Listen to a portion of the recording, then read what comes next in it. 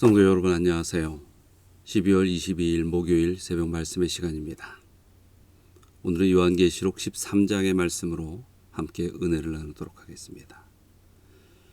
영국의 작가 찰스 디킨스의 책 중에는 두 도시 이야기라는 제목의 책이 있습니다. 이 작품은 프랑스 혁명 당시에 런던과 파리라는 두 도시를 배경으로 하고 있는 책이지요.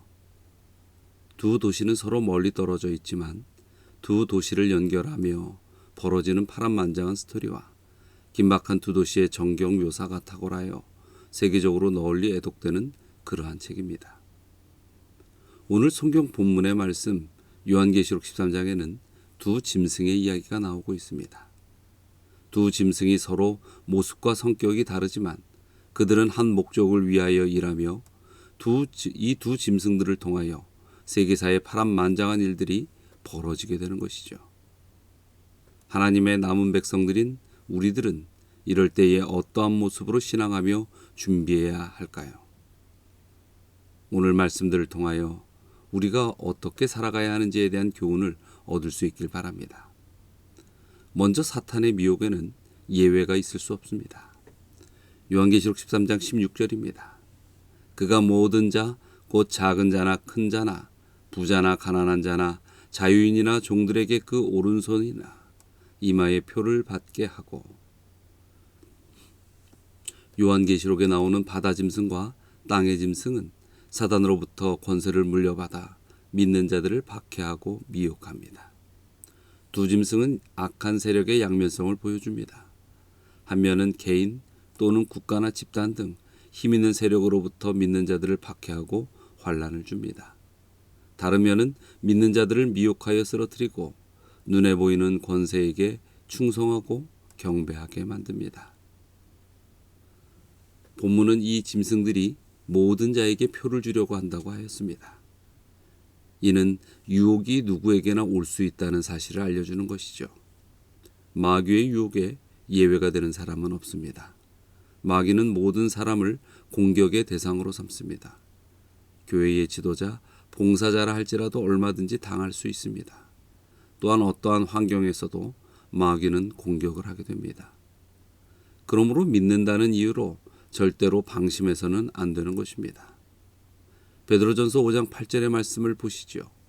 근신하라, 깨어라, 너희 대적 마귀가 우는 사자와 같이 두루 다니며 삼킬 자를 찾나니. 성도는 오늘을 주님 오시는 날로 생각하고 항상 기도하고 깨어 있어야만 합니다. 이러므로 너희는 장차 올 이 모든 일을 능히 피하고 인자 앞에 서도록 항상 기도하며 깨어 있으라 하시니라. 이렇게 누가복음 21장 36절은 우리에게 있어 깨어 있어야 할 것들에 대하여 강조하고 계십니다. 그래야 사탄의 미혹에 넘어가지 않습니다. 16절부터 17절까지의 말씀을 보시죠. 그 오른손에나 이마에 표를 받게 하고 누구든지 이 표를 가진 자 외에는 매매를 못하게 하니 이 표는 곧 짐승의 이름이나 그 이름의 수라. 본문에서 그 짐승이 하는 일은 모든 사람들에게 짐승의 표를 받게 한다고 밝히고 있습니다. 여기서 표란 카라그마로 긁어놓다, 흠집내다, 색이다라는 말에서 유래된 말입니다. 이는 짐승이 너는 내 거다라고 자신의 그 표식으로 각인을 한다는 뜻이죠. 마귀는 자기에게 속한 사람을 만들어 그 사람이나 집단을 통해 하나님을 대적하고 하나님 나라에 도전하는 일을 합니다. 16절에 그 오른손에나 이마에 표를 받게 하고 이렇게 기록된 말씀을 보시기 바랍니다. 지금도 사탄은 우리의 지식과 경험, 지위와 힘을 자기를 위하여 사용하도록 미혹하고 있습니다. 사탄의 미혹이 다방면이지만 대표적인 것이 믿는 자들로 하여금 그리스도의 십자가를 헛되게 만드는 일을 잘합니다. 그래서 아무리 큰 종교 행사를 해도 결국 사람 잔치로 끝나게 만들어버립니다. 따라서 우리에게 맹목적인 신앙을 갖게 하고 돈과 사람을 따르게 만드는 사탄의 활동을 잘 분별하고 믿음을 지켜야 합니다. 사탄은 분명한 실체입니다. 하지만 혼자 활동하지 않고 꼭 사람이나 집단을 자기 편으로 이용한다는 사실을 주목해야 합니다. 따라서 영적 분별력이 굉장히 중요한 것이죠. 요한계시록 13장의 두 짐승은 말세에 우리에게 나타날 징조를 보여줍니다. 적 그리스도가 세상의 권세를 잡고 많은 사람들을 휘어잡을 것입니다.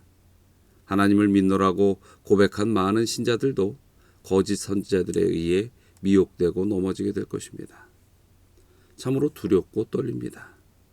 우리가 믿는 믿음이 무력하게 보이기도 합니다. 성도들은 권력으로부터 공격을 받습니다. 살아있으나 죽은 자처럼 숨죽이며 살아가야 합니다. 이때에 우리는 과연 어떻게 지내야 할까요? 10절에 요한은 이렇게 전합니다. 사로잡힌 자는 사로잡혀 갈 것이요 칼에 죽은 자는 마땅히 칼에 죽을 것이니 성도들의 인내와 믿음이 여기 있느니라. 이 때를 살아갈 수 있는 것은 오직 인내뿐입니다. 주님의 약속을 믿으며 주님의 심판의 날을 기다리며 인내하는 것이지요. 이 인내와 믿음이 우리로 하여금 환난을 지나게 하는 힘이 될 것입니다. 사랑하는 성도 여러분, 우리에게 닥친 환난의 때를 피할 수는 없습니다. 하지만 요한계시록에서 계속 말씀하듯이 하나님께 인침을 받은 자들은 하나님께서 끝까지 보호하시고 책임져 주실 것입니다. 예수님의 말씀을 기억하며 오늘 말씀을 정리하고자 합니다. 요한복음 16장 33절입니다. 이것을 너희에게 이르는 것은 너희로 내 안에서 평안을 누리게 하려 함이라. 세상에서는 너희가 환난을 당하나 담대하라.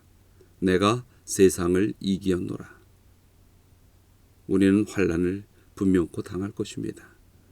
그러나 담대함으로 이 시간을 견디어 나아가야 합니다. 왜냐하면 세상을 이기신 예수, 우리의 구원자 예수가 오셔서 우리를 구원하시고 모든 눈에서 눈물을 닦아주실 것이기 때문입니다. 우리는 사탄을 무시해도 안 되지만 그렇다고 두려워해야 할 이유도 필요도 없습니다. 하나님께서 사탄을 이긴다는 사실을 아는 것, 그것이 지혜인 것입니다. 우리는 하나님의 편이 되고 바른 길로 가기만 하면 되는 것입니다. 이것이 사탄을 물리치는 비결이지요. 마귀가 주는 달콤한 세상 방식의 거짓말에 속지 않도록 영들을 분별하는 지혜를 구하시기 바랍니다. 사탄의 미혹을 물리치고 끝까지 말씀을 지켜 행하는 자는 분명 복이 있습니다.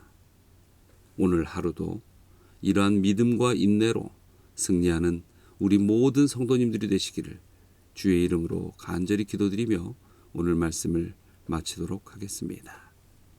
다 함께 기도하시겠습니다.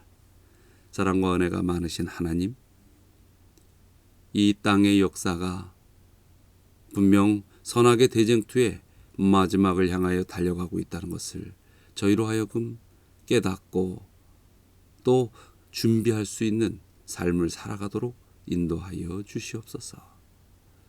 항상 주의 편에 서서 하늘을 목적으로 살아가는 믿음의 백성이 되게 하여 주시고 사단으로부터 밀려오는 이 세상의 유혹들이 결코 저희의 신앙을 거꾸로 틀리지 않도록 오직 주님의 도우심을 간구하며 주의 말씀을 붙들고 살아가는 성도들이 되게 하여 주시옵소서.